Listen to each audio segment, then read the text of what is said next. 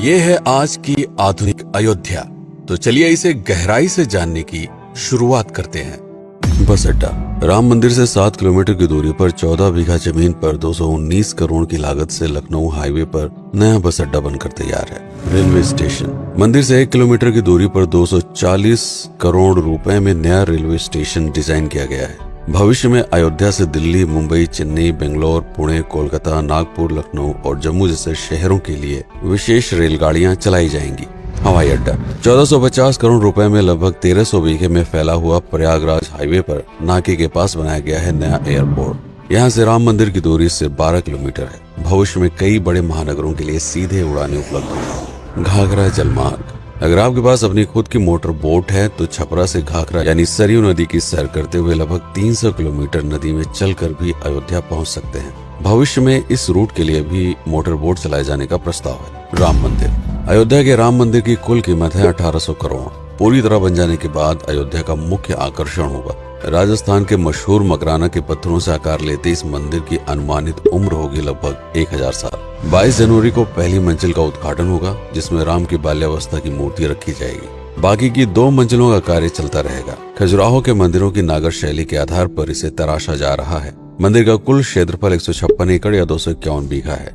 हनुमानगढ़ी। राम मंदिर से लगभग 800 मीटर की दूरी पर स्थित है हनुमानगढ़ी। मंदिर के आवासीय परिसर को मिलाकर यह लगभग 52 बीघे में फैला हुआ है। मंदिर की 76 सीढ़ियां चढ़कर हनुमान जी के दर्शन के बाद ही राम मंदिर में जाने का विधान है। यह मंदिर अयोध्या शहर के ठीक बीच में एक ऊंचे टीले पर बना है। शहर की तरफ आने वाले आक्रमणकारियों के आने की सूचना यहीं से प्राप्त करके अयोध्या के राजा तक भेजी जाती थी। इतिहासकारों के अनुसार जितनी बार भी अयोध्या पर आक्रमण हुआ उतनी बार इस मंदिर को भी विध्वंस झेलना पड़ा। हालांकि सन्यासियों ने हर बार इस मंदिर को फिर से खड़ा किया। आज यह मंदिर रामानंद संप्रदाय और निर्वाणी अखाड़े के अधीन है। राम की पेड़ी। अयोध्या को सरयू नदी की भयंकर बाढ़ से बचाने के लिए इस बांध का निर्माण किया गया था, जिस पर श्रद्धालुओं के स्नान के लिए कई घाट बना दिए गए थे। इतिहासकारों के अनुसार जितनी बार भी बांध टूटता था, सरयू का पानी अयोध्या की गलियों में घुस आया करता था। इसी बाढ़ से बचने के लिए पूरे अयोध्या में जगह जगह पर ऊंचे टीले बनाए गए थे, जैसे राम टीला, हनुमान टीला, लक्ष्मण टीला। आज ये बांध अयोध्या का मुख्य पर्यटन स्थल बन चुका है। हर दीपावली पर यहाँ लाखों दिए जलाकर रामायण की उस घटना को उत्सव के रूप में मनाया जाता है जब श्री राम अयोध्या वापस लौटे थे।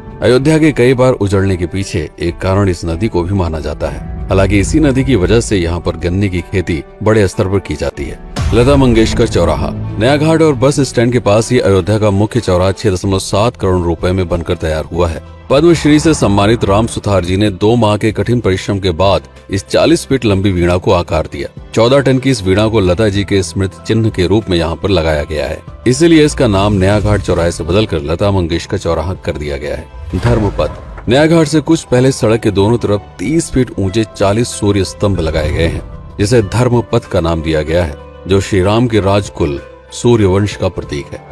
दशरथ समाधि स्थल। नए बस अड्डे के बगल से एक पतली रोड कछार से आगे बढ़ते हुए लगभग 12 किलोमीटर दूर ले आती है दशरथ समाधि स्थल, जो बिलहर घाट पर मौजूद है, जिसके बारे में मान्यता है कि यहाँ पर राजा दशरथ का दाह संस्कार हुआ था। राम मंदिर के साथ ही इस जगह को भी पर्यटन स्थल के रूप में विकसित किए जाने की योजना पर कार्य चल रहा है। भरत कुंड। अयोध्या से 15 किलोमीटर दूर है नंदीग्राम। यहाँ मौजूद तालाब को भरत कुंड कहते हैं। मान्यता है कि इसी जगह से भरत ने पूरे अयोध्या का राज कार्य संचालित किया था। पर्यटकों के लिए इस स्थान को भी विकसित किया जाएगा। गुप्तार घाट। राम की बेड़ी से सरयू नदी के किनारे चलते हुए 10 किलोमीटर दूर स्थित है गुप्तार घाट। ये कैंट एरिया में पड़ता है। इस जगह को श्री राम के जल समाधि के रूप में महत्व दिया जाता है। इसके अलावा अयोध्या नगर में हर गली में कई विशेष मंदिर हैं, जिनकी अपनी मान्यताएं हैं, कथाएं हैं, विशेषताएं हैं। पूरी तरह से विकसित हो जाने के बाद नई अयोध्या को पूरी तरह से जानने के लिए, इसका आनंद लेने के लिए कम से कम 3 दिनों तक यहाँ रुकने की आवश्यकता है। देश विदेश से ज्यादातर पर्यटक भारत आते हैं उत्तर प्रदेश में आगरे का ताजमहल देखने और प्राचीन नगर काशी और सारनाथ घूमने। प्रश्न ये है कि अयोध्या घूमने और श्री राम का मंदिर देखने के लिए भला विदेशी क्यों आएंगे? और इसका कारण है भारत में लिखी गई राम कथा की सबसे पहली और प्राचीन पुस्तक रामायण। भारत में रामायण के अलावा कंबोडिया में रीमकेर, थाईलैंड में रामकियन जो कि वहाँ की राष्ट्रीय पुस्तक है, इंडोनेशिया में ककनिक, नेपाल में भानुभक्त रामायण जैसी पुस्तकों में वाल्मीकि की रामकथा से प्रेरणा लेकर इसे अपने अपने देश की संस्कृत के हिसाब से फिर से लिखा गया है। पात्रों के नाम, कुछ नई घटनाओं के अलावा मूल रामकथा सभी में एक जैसी है। इसके अलावा भारत में ही रामकथा को लेकर संस्कृत में 7 संस्करण, हिंदी में 3 संस्करण, गुजराती में 47, उड़िया में 14, तेलुगु में 5, कन्नड़ में 4 और अन्य भाषाओं में लगभग 17 संस्करण मौजूद है। इसके अलावा लिखे गए नाटक, कविताएं आदि को भी अगर मिला दिया जाए तो इस दुनिया में 300 से अधिक तरह से राम कथाएं बार बार लिखी गई हैं। इन सभी राम कथाओं पर कई विशेषज्ञों ने समय समय पर अध्ययन किया और अपने विचार दिए।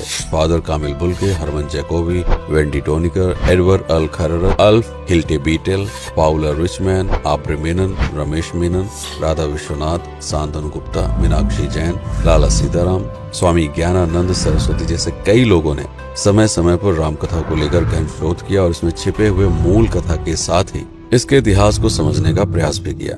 राम कथा थी कौशल प्रदेश के द्वारा किष्किंधा और लंका पर विजय प्राप्त करने की पहली बार एक अखंड भारत के निर्माण की। रामायण महत्वपूर्ण इसलिए हो जाता है क्योंकि ये अखंड भारत युद्ध से अधिक व्यक्ति के आदर्शों, सूझबूझ, मित्रता जैसे गुणों से स्थापित हुआ। रामायण एक ऐसा डॉक्यूमेंट है जो ये समझाता है कि भारत पहली बार एक कैसे हुआ। इसलिए ये गाथा न तो कभी भुलाई जा सकती है और न ही कभी मिटाई जा सकती है। और आज की अयोध्या उसे अखंड भारत का एक प्रतीक है, अपनी संपन्नता के कारण जिसने समय समय पर बाहरी आक्रमणकारियों का भी सामना किया। अयोध्या की इसी संपन्नता ने यहाँ पर मुगलों को भी आकर्षित किया। महात्मा बुद्ध भी यहाँ पर रुके, सिखों के गुरु साहब भी आए और जैन धर्म के तीर्थंकर भी। सिर्फ आए ही नहीं बल्कि उनके अनुयायी यहीं पर बसते चले गए।